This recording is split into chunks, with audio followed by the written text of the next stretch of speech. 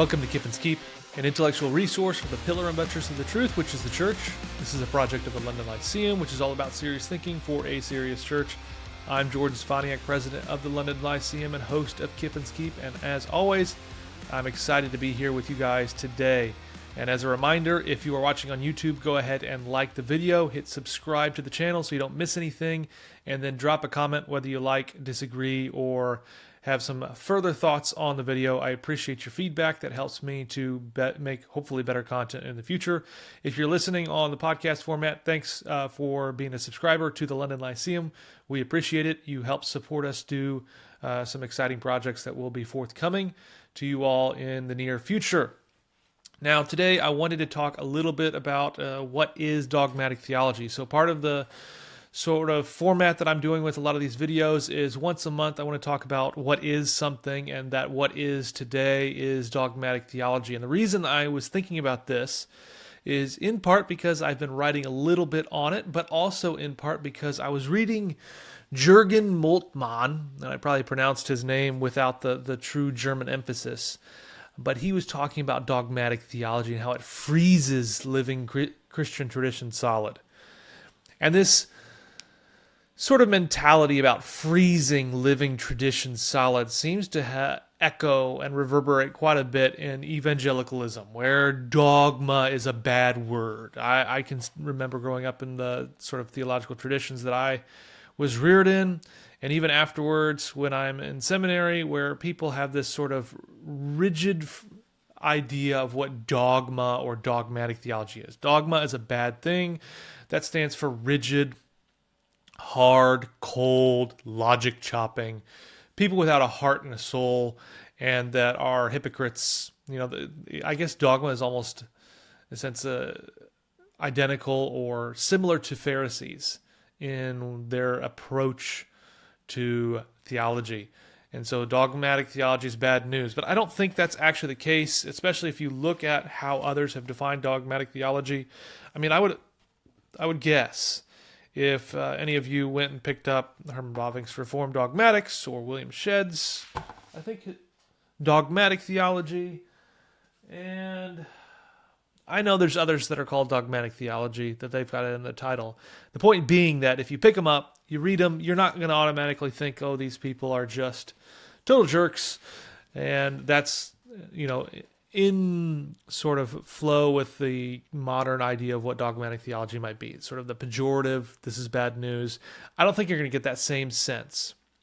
If you read these, they're actually doing just standard Christian theology. So what is it that exactly makes dogmatic theology distinct or different than systematic theology or any other sort of sub-discipline of biblical theology, and etc.?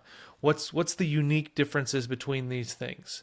I think systematic theology is probably the one that you're wondering the most about, how that differs from something like dogmatic theology.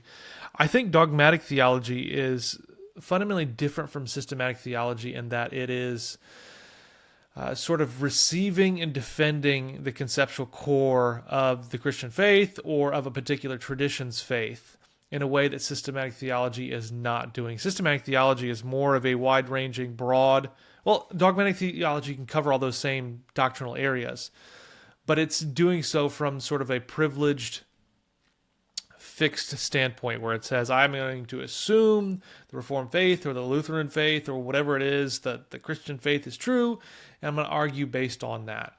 And so I think dogmatic theology, more than systematic theology, is really going to try to, like, I don't know the right word for it, participate in the core of the faith, of whatever it is, that if it's Reformed or if it's just the Nicene faith or whatever, it's going to self-consciously work in that sort of tradition and mode. So it's going to be, I think, I've got Herman Bavinck stuff right here, and he's talking, like, in the very first bit on the science of dogmatic theology. It's actually really nice, giving some explanation of what it is, the task of dogmatic theology, how it goes about its work, because it's ultimately, I think, dogmatic theology, one of the things, I guess maybe there's two things that make it unique compared to systematic theology. One is that it's sort of fixed.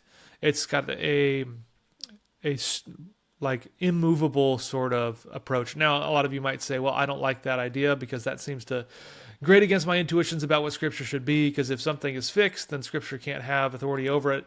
That's not how dogmatic theology is supposed to work. Maybe it gets worked out, unfortunately, in bad ways and not because of that, but there's a tendency to potentially usurp Scripture in some ways. Whatever, that's a tangent.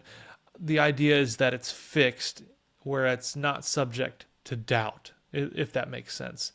Now, it's fixed not by anything but the authority of Scripture itself, divine testimony.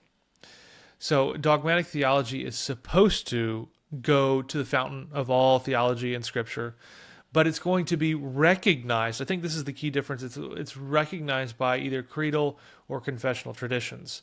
And so there's a necessary communal aspect to dogmatic theology, sort of a participating in the life of this community and sort of advancing and defending a particular vision of the Christian faith. This shouldn't, in my opinion, be anything wrong or negative. This shouldn't be something that we look at and say, well, that's bad. Dogma is bad because of X, Y, and Z. It creates what... If it creates bad people, I mean, without having sort of like a direct causal analysis of every single person who's a dogmatic theologian automatically becomes bad, you can't really make that sort of connection there. Maybe there's some correlation. Maybe there's some similarities for different reasons. And it could be people who are dogmatic theologians have these bad traits, but that's because these people with bad traits are attracted to dogmatic theology because of other things. So it could be all sorts of reasons there. So I don't think that's a wise sort of approach to, I don't know, just assume dogmatic theology is bad. Bavinck here, I think, is really nice in talking about the task of dogmatic theology within the life of the church. Dogmatic theology is supposed to be more of a churchly approach to theology than is something like systematic theology.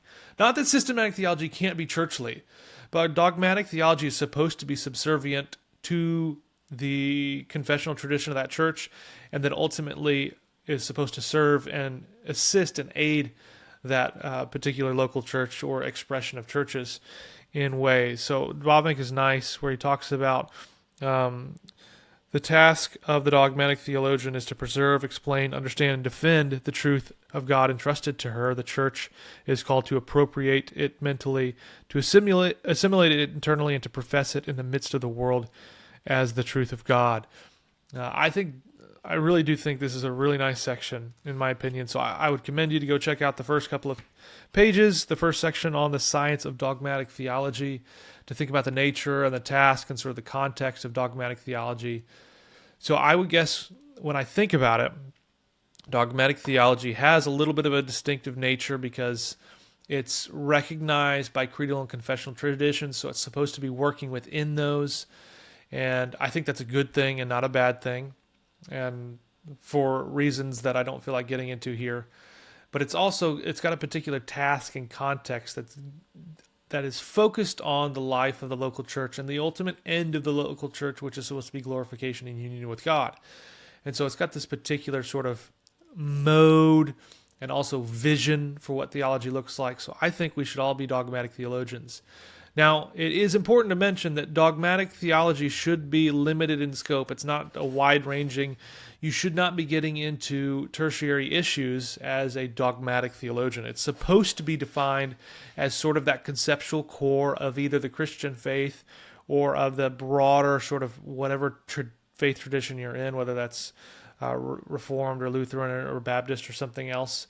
That version of dogmatic theology, Baptist dogmatics or Reformed dogmatics, whatever it is, would then be attempting to not only defend the conceptual core of the Christian faith, but also sort of the conceptual core of that denominational distinctive approach to theology and life and practice.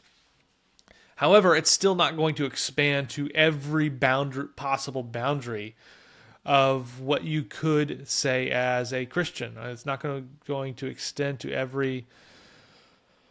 I don't know. I guess what it would do, though, is while it may not extend to something like, I know we always pick on the millenniums nowadays, because people used to be super over the top about millennial views in America, at least for a long period of time, where it was, life or death, and it's in doctrinal statements. I went to undergrad where you have to be pre-mill, pre-trib, and it's in the doctrinal statement.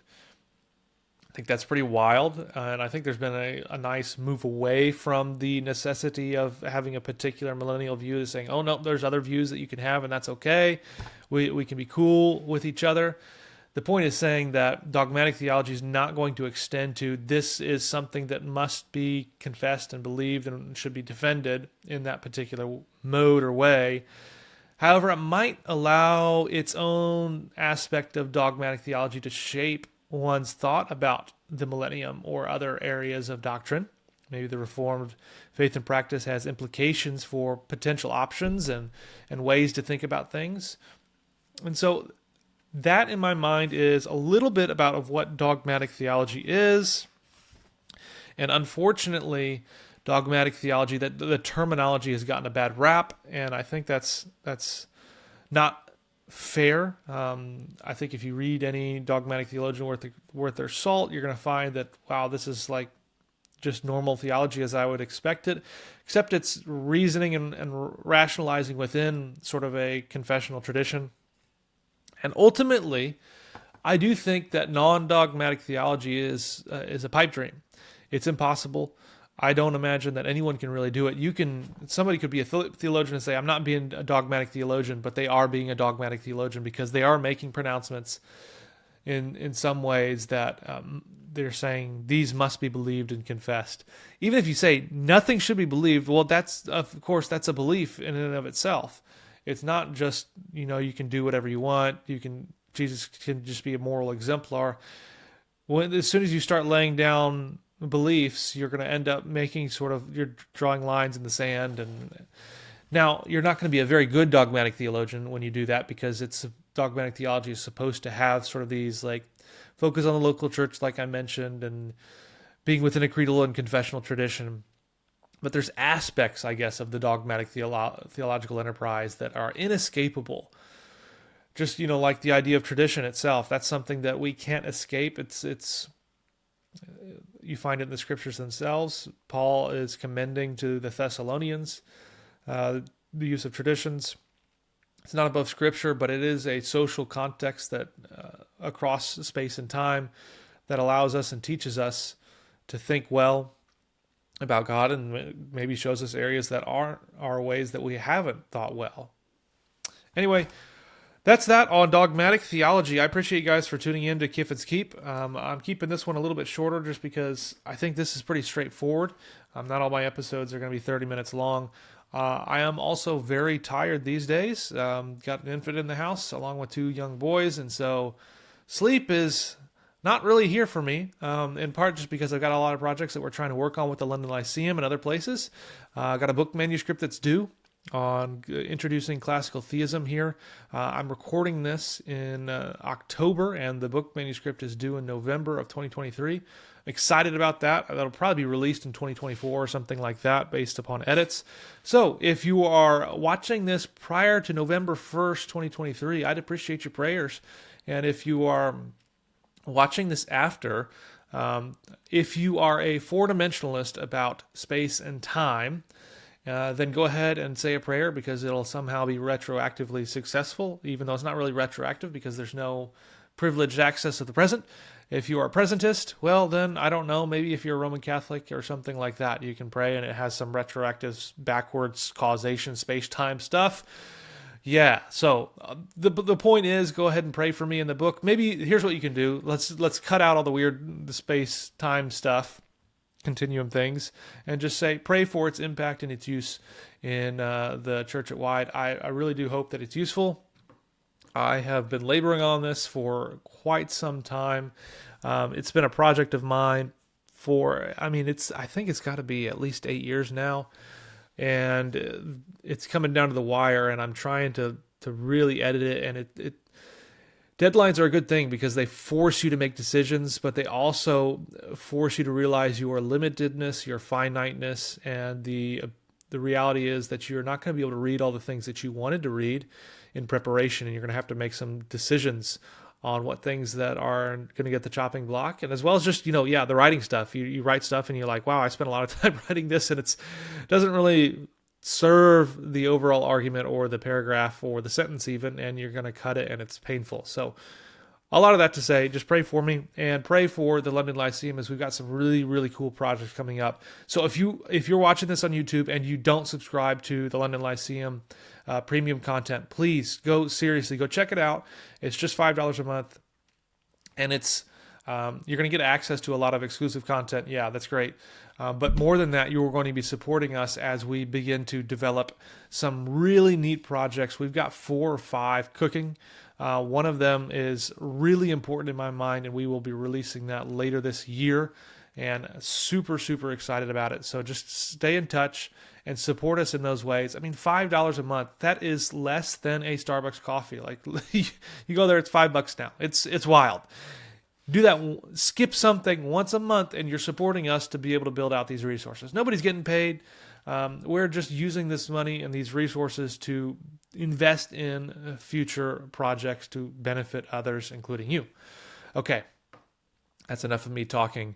I've got a fun episode queued up for next week as well, so stay tuned for that. And as always, appreciate your comments or thoughts or ideas. Let me know what you think. I know I got quite a few comments last video on divine simplicity stuff, so I'll probably do a follow-up to that at some point. I don't know when, but I've got quite a few comments on, what there's various views of divine simplicity, what's in, what's out, and that would fit well with, I guess, dogmatic theology. Is divine simplicity something of dogmatic theology, a dogmatic importance? And the easiest way, I guess, to say what is part of conceptual core of dogmatic theology is what's in the conciliar creeds, and what's in dogmatic theology of a sort of like a confessional tradition. Well, what's in your confessional documents? And again, these are sort of like these communal shared views, and that's rather than just sort of like individual ideas. Okay, that's that for now. I appreciate you guys for tuning in and supporting us and all that you do, and look forward to talking and thinking with you guys soon.